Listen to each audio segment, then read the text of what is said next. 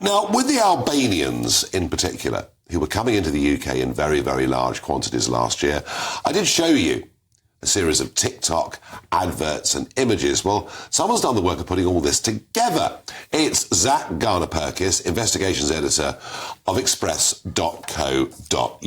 Welcome back. Thank you. On the programme.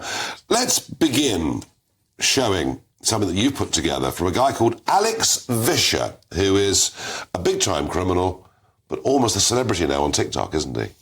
Well, I mean, what we found was, or what we exposed was essentially just an absolute, just brazen criminality just on TikTok, on Instagram, and going back years as well. So we're talking about wanted posters for people that have supposedly robbed drug farms. Yeah. And here he is now on our telly, and some of the language that is being used is pretty vile. But this guy and his brother have made fortunes out of cannabis farms in the UK. There he is boasting up to 2,300 cannabis plants every couple of months. I mean, the remarkable thing about this, right, which is, to us, this is shocking. But over there, if you speak to particularly young people, they'll say, OK, UK cannabis farms. This is just like common knowledge to every person in the street. And the thought is, if you go to the UK, you can make a fortune from just sitting in a house. Well, and you sat down and interviewed one of these guys. Let's have a look at some of those video clips on the screen for our viewers. Really, really interesting, because what he was saying, basically what he was saying is that, let's have a look at this sit-down between Zach and this drug lord. These videos don't just show drug production facilities. They also provide details about how these farms operate and the money that can be earned by workers and growers. Puntor sa rekme? Po. Varet me kon puntor si puna ime mund të more 5.000 euro në muaj. 6.000. There you go, 5,000 to 6,000 quid a month, and here you are sitting down with the drug lord.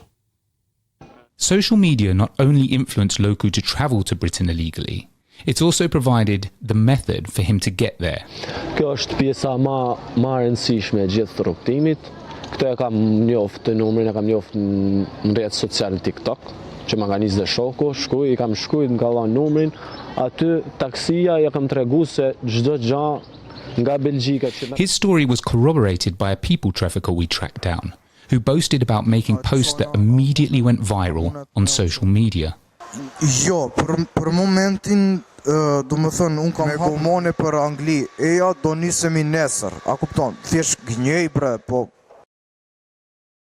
Well, great work, Zach. You know, you're finding those that have come as a result of the adverts and those that are organising the whole thing. I also read in my notes, they're told if the police raid, say, claim the Modern Slavery Act. Well, actually, that's remarkable, because that was actually one of the videos that was flying around on TikTok, which has advice for if you're in a cannabis farm and you get raided, what to say. Been viewed hundreds of thousands of times, was posted years ago. It's just all been up there, and nobody has been doing anything about it. We have a police force. We have a border force. What are they doing, Zach?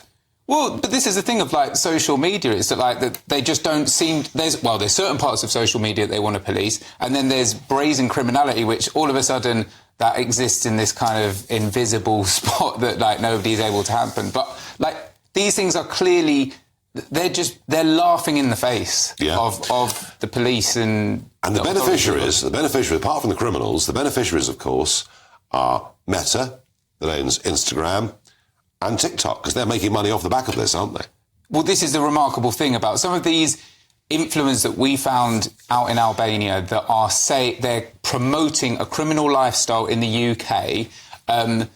TikTok is taking, basically the way it works is people tip them. So they send them a bit of money. TikTok takes 50% of that. So they are directly making money from it.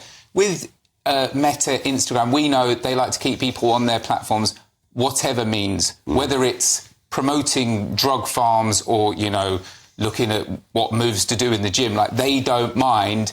And it's wild that it's just been going on like this under the noses of everyone. I mean, I couldn't believe it, like how long these things have been up there for, and that I'm one of the first people to kind of bring this to attention, because I've not seen it anywhere else. Well, we've tried on this programme to occasionally do things, but you've drawn the strings of all this together and done it very, very well. And don't forget, folks, who is paid 15 million quid a year working for Meta? What's his name? I think his name is Sunit Clay. Yes, there you are. Yeah. But no joy from him. Well, so one of the things that we wanted to do, and I would encourage everyone to, go to the Express YouTube and watch the video for yourself so you can get the full story on this one. But we wanted to kind of put a face to it. So we've got a guy who, we spoke to an ex-police officer and said, we've got someone that understands Britain, understands British laws, and he's at the top of Meta. And, well, when we went to go and find it, we asked him for an interview. We didn't get a response to that. So, I went and knocked on his door, didn't get a response to that. So, look, Nick, if you're watching, absolutely, it's still open. Very Explain good. why you got that stuff on your platform. Zach, great work. Thanks ever so much for coming on again. And folks, express.co.uk is where you need to go to see more of Zach's work.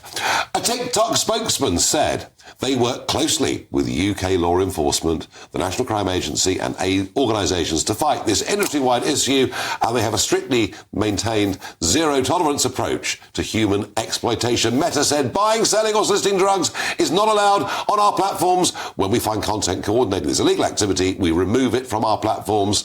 And the Home Office said, here we go, the UK and Albanian authorities have a close working partnership. And we take every opportunity to intercept criminals and speed up the removal of those with no legal right to be in the UK. Well, that's all well and good, but they're not just coming in via the channel, folks. They're coming in the back of lorries as well.